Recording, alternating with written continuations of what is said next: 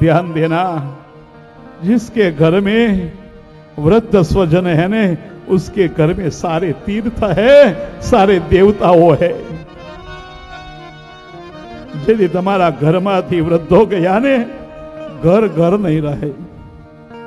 एक खुर्सी ऊपर एक खाटला पर जारे जઈએ ત્યારે ત્યાં જ બેઠા હોય, જ્યારે જતા રહે ઘરે આવીએ ને ત્યારે દ્રશ્ય આપણે આંખ સામે આવે। મારા મા હોત પિતા હોત તો ત્યારે આમ બેઠા હોત। સૌભાગ્યશાળી પાસે મૂડી છે, ભોગવી લેજો, લૂંટી લેજો, એને માણી લેજો। બાકી સમય જતો રહે ને વાતું રહી જશે, કશું જ નહીં કરી શકીએ। લાખો કમાતા હો ભલે મા બાપ દેના નાઠરા, મા બાપ દેના નાઠર્યા। એ લાખ નહીં પણ રાખ છે, એ માનવો ભૂલશો નહીં, મા બાપને ભૂલશો નહીં। કપિલ ગીતાના દ્વારા આપણે સમજાવ્યું, માને મુક્તિ આપી છે, માને સિદ્ધિ આપી માટે આજે ત્યાં આગળ સિદ્ધપુરમાં માતાને માટે શ્રાદ્ધ થાય છે। માતૃદેવો ભવ, પિતૃદેવો ભવ, આચાર્ય દેવો ભવ, અતિથિ દેવો ભવ, આવા જયઘોષ કરનારો આ ભારતના સંતાનો આપણે, અરે આપણા વડવાઓ બળદ ગૌઢો થતો ને એનું ગઢપણ પાળતા, બળદનો।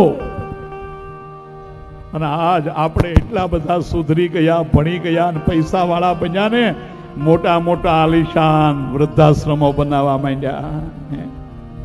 યાદ રાખજો, જેના માટે બનાવીએ ને આપણને મૂકવા આવવાના જ। જેવું કરો તેવું ભરો, એ કદી ભૂલશો નહીં। માટે માતા પિતાની અંદરમાં ભગવત ભાવ રાખો, ખાસ વૃદ્ધાવસ્થામાં સેવા કરો।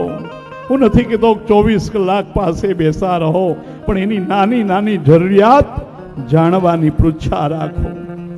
તમારા સંતાનોથી તમારી સેવા થાય એવી ઈચ્છા હોય ને તો તમારા બાપાની તમે સેવા કરો।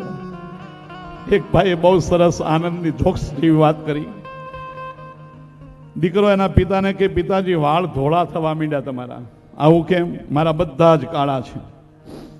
ઓલો કે થાય, ઉંમર થાય ને એટલે થાય બેટા, તારાય થશે। નહીં, મારા કાળા છે ને તમારા કેમ ધોળા? બહુ પજવવા લાગ્યો। અને છોકરા હોય ને એને પ્રશ્ન હોય, જિજ્ઞાસા હોય, એટલે બાપા કંટાળી ગયા, ક્રોધમાં કીધું તારા જેવો દીકરો થયો ને એટલે વાળ થોડા થઈ ગયા। ઓલા દીકરાએ સામું કીધું, હવે ખબર પડી કે દાદાના બધાય વાળ ધોળા કેમ થઈ ગયા છે। જેવા આપણે બનશું એવા સંતાનો બનશું। આપણા સંતાનો આપણી સેવા કરે તો ફરજ છે કે એના દેખતા તમે એની સેવા કરો। ચોક્કસ કૂવામાં હશે ને એ જ અવેડામાં આવશે હો। કૂવો ખાલી હશે તો અવેડો કોઈ દી ભરાશે નહીં।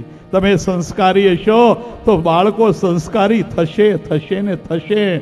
ખાલી શબ્દાત્મક ઉપદેશ નહીં, ઉપદેશ આપવા માટે જીવન જીવવું પડે છે, ક્રિયાત્મક બનવું પડે છે। એવું જીવો કે સારા સંતાનો આપણે ત્યાં અવિરત આવતા રહે।